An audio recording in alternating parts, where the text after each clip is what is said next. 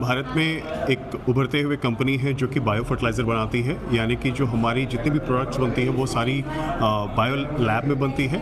और इसमें हम ऐसे कुछ प्रोडक्ट्स को इंट्रोड्यूस कर रहे हैं मार्केट में, जिससे कि जो भूमि की क्वालिटी है उसमें हम जो कार्बन की मात्रा उसको बढ़ा सकें। सेकेंड डोज, थर्ड डोज या फर्स्ट डोज आप कभी भी डालो, प्राकृतिक खेती में प्राकृतिक सामान का इस्तेमाल करने का सबसे बड़ा लाभ यही है कि आप उसका इस्तेमाल कभी भी कर सकते हैं और वो केमिकल का जो हानि होता है उसको भी कम करता है।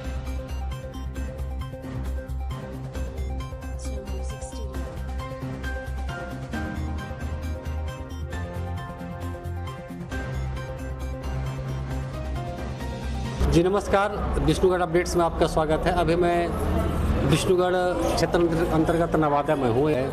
रसायन मुक्त एक खाद का, जैविक खाद के बारे में, और किसानों के साथ यहाँ बैठक भी की गई थी। कई किसान भाई यहाँ थे, महिलाएं थी, उनके साथ बैठक किया गया। क्या कुछ है, उनसे जानकारी लेंगे कि कौन सी कंपनी है।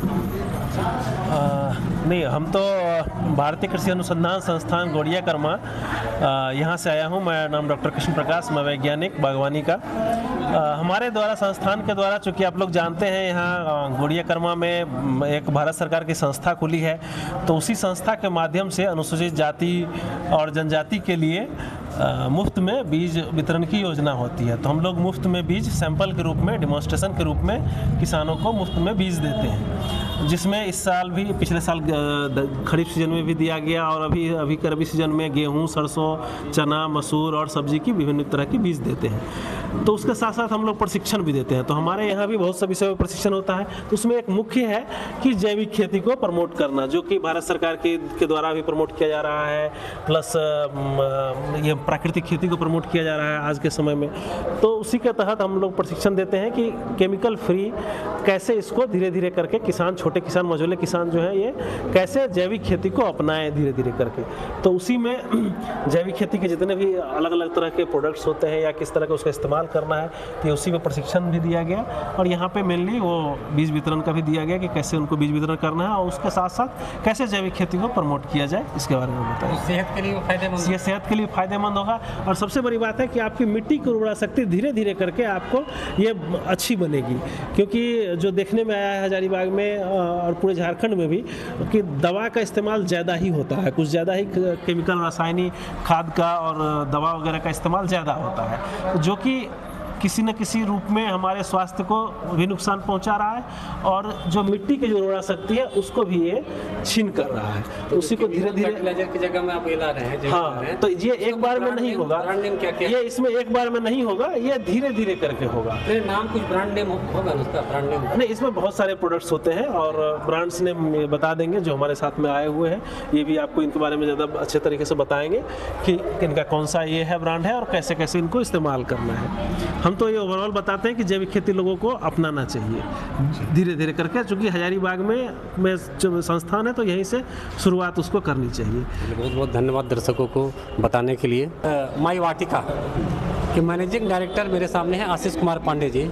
एक कुछ विस्तृत जानकारी बताएंगे जैविक खाद के बारे में, माई वाटिका कंपनी के बारे में। सबसे पहले बहुत धन्यवाद आपका यहाँ आगमन के लिए। और जो जैविक खाद के बारे में हम समझते हैं तो हमारी जो सीमित एक समझदारी होती है कि ये या तो गोबर की खाद के बारे में बात करें या तो वर्मी कंपोस्ट की बात करें, लेकिन ऐसा नहीं है। टेक्नोलॉजी हर दिन चेंज हो रही है। हम भारत में एक उभरते हुए कंपनी है जो कि बायो फर्टिलाइज़र बनाती है, यानी कि जो हमारी जितनी भी प्रोडक्ट्स बनती हैं वो सारी बायो लैब में बनती है।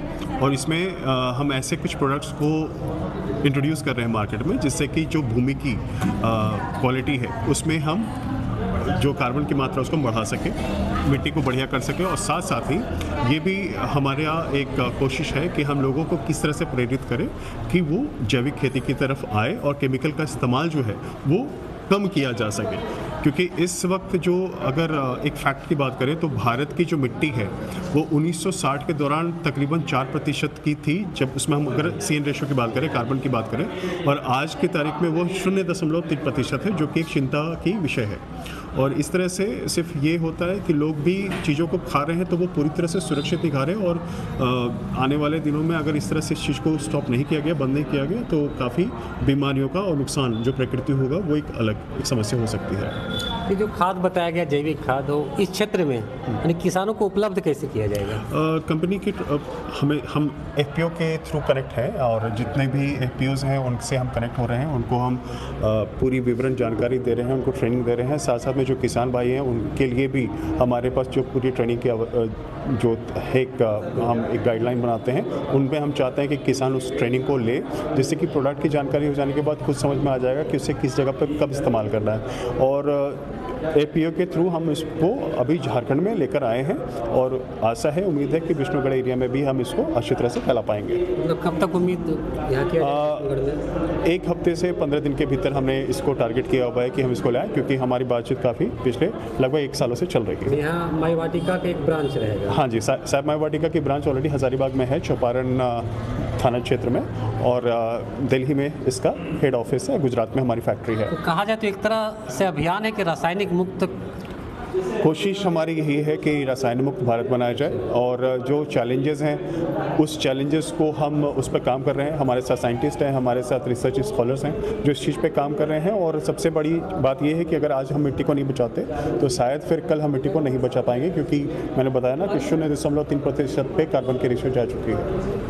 चलिए, बहुत बहुत धन्यवाद हमसे जुड़ने के लिए। ये थे आशीष कुमार पांडे जी, एसआई माई वाटिका के मैनेजिंग डायरेक्टर। इन्होंने बताया कि किस प्रकार अभी का जो समय है रासायनिक उर्वरक से ज़मीन का जो उर्वरा शक्ति है काफ़ी नीचे चला गया है, शून्य चला गया है।